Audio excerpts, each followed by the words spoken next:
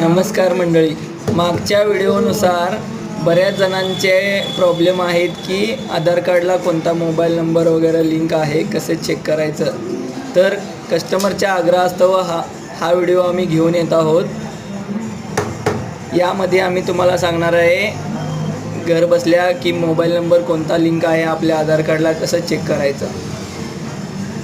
हा mobile number बऱ्याच ठिकाणी लागतो. आता आजकाल जी कामं होत आहेत ती सर्व कामे मोबाईलला OTP आल्यानंतरच होतात. ठीक आहे, चला तर मग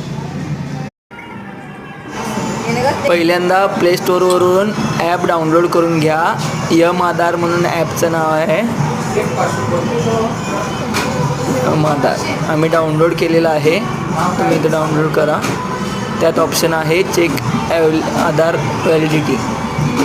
इथं आधार नंबर टाईप करा.